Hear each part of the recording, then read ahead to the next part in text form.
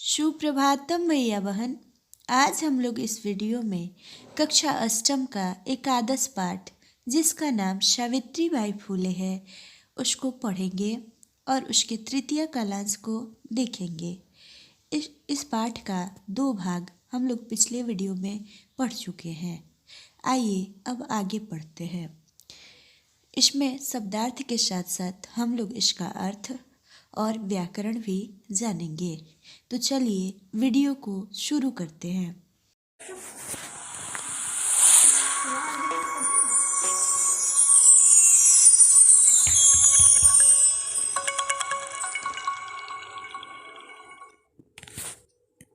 पाठ है सामाजिक कुरीतिनां सावित्री मुखरम विरोधम अकरोत्। सामाजिक कुरीतियों का सावित्रीबाई फूले ने बहुत विरोध किया। विद्वानां शिरोमुंडनस्य निराकरणाय सा साक्षात् नापितई मिलिता। विधवाओं के शिर मुंडन के निराकरण के लिए यानी उस प्रथा को, उस गंदी प्रथा को बंद करवाने के लिए वह साक्षात रूप से नापितई मिलिता, नाइयों से मिली। फलतः केचन नापिता अस्याम रूढ़ौ सहभागिता अत्यजन। इसके फलस्वरूप कुछ नाइयों ने तो इस प्रथा में भाग लेना ही छोड़ दिया। जब वो नाइयों से जाकर के इस प्रथा को बंद करवाने के लिए मिली तो कुछ नाइयों ने इस काम को छोड़ ही दिया। एकदा सावित्र्याः मार्गे दृष्टं यत् कूपं निक्षा शीर्णवस्त्रावृता तथा कथिता निम्नजातीया काश्चित् नार्यः जलं पातुं याचन्ते स्म। एक बार सावित्रीबाई फूले ने देखा कि मार्गे दृष्टम यानी रास्ते में देखा कि कूपम निक्षा कुएं के निकट शीर्ण वस्त्रावृता फटे पुराने कपड़ों वाली तथा कथिता जिनको कहा जाता है निम्न जाति की स्त्री जिनको कहा जाता है काश्चित नारियां कुछ स्त्रियां जलम पातुम याचन्ते क्षमा जल पीने के लिए मांग रही थी। आइए आगे देखते हैं। आगे है उच्चवर्गीया उपहासम कुर्वन्तः कूपात् जलोधर्णम अवारयन्। यानी उच्च वर्ग के लोग उनका मजाक उड़ा रहे थे और कुएं से जल भरने से मना कर रहे थे। सावित्री एतत् अपमानम सोढुम न शक्नोत्। सावित्री को यह अपमान बर्दाश्त नहीं हुआ। सा ता स्त्रियः निज गृहं नीतवती। वह उन स्त्रियों को अपने घर ले गई। तडागम दर्शयित्वा अकथयत् च यत् यथेष्टं जलं नयत्। तालाब को दिखा करके कही कि जितना जल चाहिए उतना ले लो। सार्वजनिको अयम तडागः। यह तालाब जो है सार्वजनिक है यानी सबके लिए है। इस तालाब में कोई जातिगत बंधन नहीं है। अस्मात् जल ग्रहणे नास्ति जाति बंधनम। इस तालाब में जल ग्रहण करने में कोई जाति का बंधन नहीं है। अस्मात् तया मनुष्याणां समानतया स्वतंत्रतायाश्च पक्षः सर्वदा सर्वथा समर्थितः। यानी वह मनुष्यों के समानता और स्वतंत्रता की हमेशा पक्षधर रही। आइए इस दोनों पैराग्राफ में हम लोग थोड़ा व्याकरण जान लेते हैं। जैसे कि इसमें अत्यजन है तो अत्यजन में कौन सा धातु है? त्यज धातु है। काश्चित का संधि विच्छेद क्या होगा? काह जोड़ चित, का पे विसर्ग हो जाएगा, जोड़ चित हो जाएगा। एकदा यानी एक बार होता है, ये अव्यय है। फलतः यानी उस कारण से होगा। काश्चित नारिया जलम पातुम, पातुम जो वर्ड है उसमें तुमुन प्रत्यय है। पा जोड़ तुमुन उसका प्रकृति प्रत्यय विभाजन होगा और उसका अर्थ होगा पीने के लिए। याचन्ते समय यानी मांग रहे थे। शीर्ण वस्त्रावृता यानी फटे पुराने कपड़ों वाली। निक्षा यानी निकट। करनाय जो सेकंड लाइन में दिया हुआ है उसका अर्थ दूर करने के लिए यानी ऐसी बुरी प्रथा को रोकने के लिए या निराकरण करने के लिए। साक्षात यानी साक्षात रूप से, सामने से। मिलिता में कौन प्रत्यय है? मिलिता में कत जोड़ टाप है। मिल जोड़ कत जोड़ टाप इसका विभाजन होगा। अगले लाइन में दृष्टम जो पद है उसका हम लोग प्रकृति प्रत्यय विभाजन करें तो दृष्ट जोड़ कत होगा। कथिता जो वर्ड है तथा मने वैश्य होता है, कथिता मने कही गई, तो कथिता में कथ जोड़ कत होगा, कत प्रत्यय है। ऐसा आप लोग जितने भी व्याकरण बताए जा रहे हैं उसे अपने कॉपी में नोट कर लेंगे या शब्दार्थ भी जो बताए गए वो लिख लेंगे। अगला जो पंक्ति है उसमें हम लोग व्याकरण देखते हैं। उपहासम यानी व्यंग उड़ाना यानी मजाक उड़ाना, उपहासम कुर्वन्तः का अर्थ होगा। जलोद्धरणम का अगर संधि विच्छेद करें तो जल जोड़ उद्धरणम, जल जोड़ उद्धरणम होगा।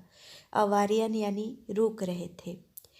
शोढुम, शोढुम माने सहने के लिए, यानी बर्दाश्त नहीं हुआ, अपमान बर्दाश्त नहीं हुआ, इसका मतलब सहने के लिए होगा शोढुम। इसमें भी तुमुन है, सह जोड़ तुमुन शोढुम हो जाएगा। निज गृहम यानी अपना घर होगा। नितवती में नी जोड़ कत्वतु जोड़ इंगीप होगा, प्रकृति प्रत्यय विभाजन, इसका अर्थ ले गई होगा। दर्शयित्वा में कत्वा प्रत्यय होगा, इसमें दर्श जोड़ कत्वा लिख सकते हैं। यथेष्टम यानी जितना चाहो। नयता यानी ले लो। सार्वजनिको अयम का संधि विच्छेद, सार्वजनिकः जोड़ अयम होगा। नास्ति का संधि विच्छेद न जोड़ अस्ति होगा। बंधनम में ल्यूट प्रत्यय है, बंध जोड़ ल्यूट, क्योंकि इसमें नम लगा हुआ है।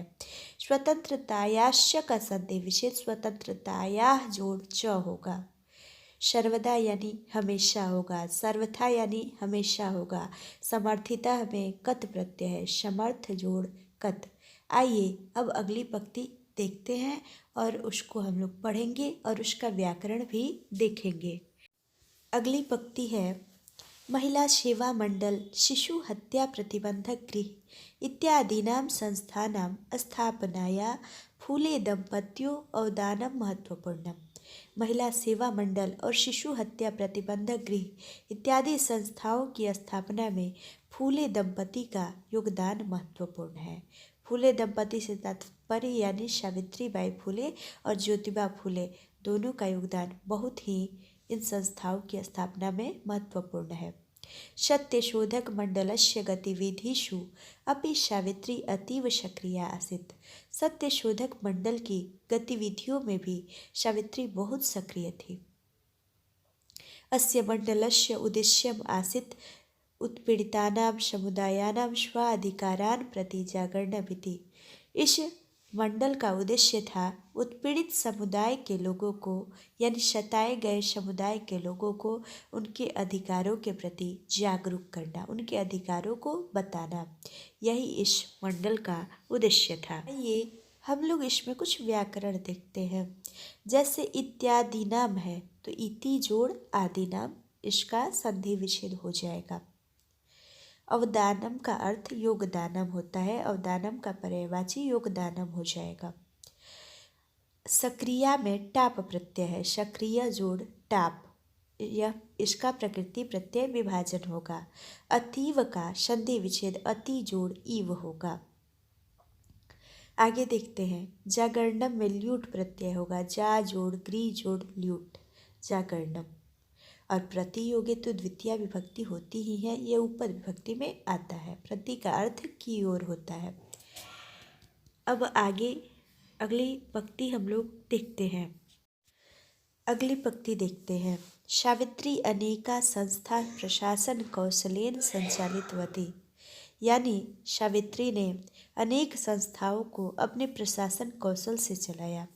दुर्भिक्ष काले प्लेग काले च सा पीड़ित जनानाम अश्रांतम अविरतम च सेवाम अकरोत्।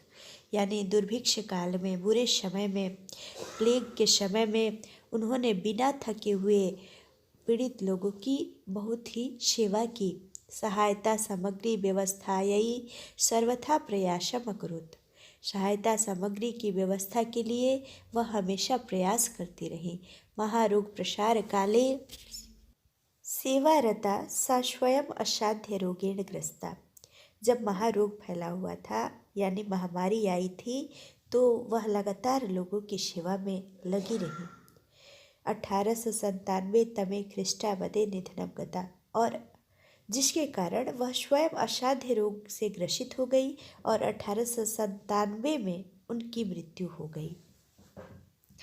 यानी सावित्री ने इतने मन से लोगों की सेवा की जिससे वह स्वयं रोग से ग्रसित हो गई और 1897 में उनकी मृत्यु हो गई। वहाँ पे 1897 छूट गया है, जो संस्कृत लिखा हुआ है उसमें, वहाँ पे 1897 ईस्वी ग्रसिता के बाद होगा। यहाँ पे अश्रांतम जो वर्ड है उसका अर्थ बिना थके हुए, तो अश्रांतम में नए समास है, उसका हम लोग नश्रांतम बना सकते हैं विग्रह। अविरतम यानी लगातार होगा, हमेशा होगा, बिना थके हुए हमेशा। सेवा मकरोत यानी सेवा की। अगला है कि प्रयासम। प्रयासम का हम लोग प्रयत्नम भी लिख सकते हैं, पर्यायवाची। सर्वथा यानी हमेशा होगा, ये अव्यय है। सेवारता यानी सेवा में लीन हो गई। असाध्य रोगेण का नहीं छूटने वाला रोग है, तो इसका हम लोग नए समास बना सकते हैं, न साध्य रोगेण। ग्रस्ता में टाप प्रत्यय है, ग्रस्त जोड़ कत जोड़ टाप। गता में भी टाप प्रत्यय है, गम जोड़ कत जोड़ टाप। निधनम का अर्थ मृत्यु से है, मृत्यु उसका अर्थ होगा, स्वयं यानी अपने। अब हम लोग अगली पंक्ति यानी अंतिम पैराग्राफ देखते हैं। अगली जो पंक्ति है वह है साहित्य रचनाया अपि सावित्री महीयते, यानी साहित्य रचना में भी सावित्री बढ़कर है। तस्या काव्य संकलनम द्वयम वर्तते, उनके दो काव्य संकलन हैं, काव्य फूले और सुबोध रत्नाकर। चेती यानी इति मने ऐसा और श मने और, यानी ऐसा इनके दो काव्य संकलन है जिसका नाम काव्य फूले और सुबोध रत्नाकर है। भारत देशे महिलो उत्थानस्य गहना अवबोधाय सावित्री महोदयाया जीवन चरित्रम अवश्यम अध्येतव्यम, यानी भारत देश में महिलाओं के उत्थान को गहराई से समझने के लिए सावित्री महोदया का जीवन चरित्र अवश्य अध्ययन कर लेना चाहिए या पढ़ लेना चाहिए। आइए हम लोग इन पंक्तियों का व्याकरण देखते हैं। महीयते यानी बढ़कर है, साहित्य की रचना में, रचना के द्वारा, तो साहित्य रचनाया का साहित्यस्य रचनाया हो जाएगा और ये षष्ठी तत्पुरुष होगा। अगला जो महिलो उत्थानस्य वर्ड है उसका संधि विच्छेद करें तो महिला जोड़ उत्थानस्य होगा। गहना अवबोधाय का हिंदी गहराई से समझने के लिए होगा। जीवन चरित्रम यानी जीवन का चरित्र, जीवनस्य चरित्रम षष्ठी तत्पुरुष समास हो जाएगा। अध्येतव्यम का अधि जोड़ तव्यत, यानी अध्येतव्यम अध्ययन कर लेना चाहिए, पढ़ लेना चाहिए, इसका अर्थ होगा। इस जीवनी को पढ़ने के बाद हमें पता चलता है कि सावित्री बाई फुले एक ऐसी महान महिला थी जो महिलाओं के जीवन चरित्र के लिए, महिलाओं को आगे बढ़ाने के लिए, महिलाओं के जीवन में कुछ अच्छा करने के लिए बहुत सारे प्रयास इन्होंने किए और बहुत सारा योगदान इनका है, जिससे महिलाओं के शिक्षा के क्षेत्र में महिला आज भी आगे बढ़ी, उसमें इनका भी बहुत सारा योगदान है। इन्हें हमें कभी भूलना नहीं चाहिए। अगर वीडियो अच्छा लगा हो तो आप इस चैनल को लाइक करें, अपने दोस्तों के साथ शेयर करें और सब्सक्राइब करें हमारे चैनल को, ताकि आपको इसका नोटिफिकेशन मिलता रहे जो आगे वीडियो डाला जा सके। जो भी वीडियो डाला जाए उसका नोटिफिकेशन आपको सबसे पहले मिले। और कमेंट भी करें कि यह वीडियो आपको कैसा लगा, क्योंकि आपका जो फीडबैक होता है उससे हमें प्रेरणा मिलती है या पता चलता है कि यह वीडियो आपके लिए उपयोगी है या नहीं है, या आपको इसे पढ़ने में सहायता मिली या नहीं। इसीलिए ज़रूर कमेंट तो ज़रूर करें कि यह वीडियो आपको अच्छा लगा है या नहीं। तो धन्यवाद, आज के लिए इतना ही। अब फिर अगले वीडियो में मिलते हैं। धन्यवाद।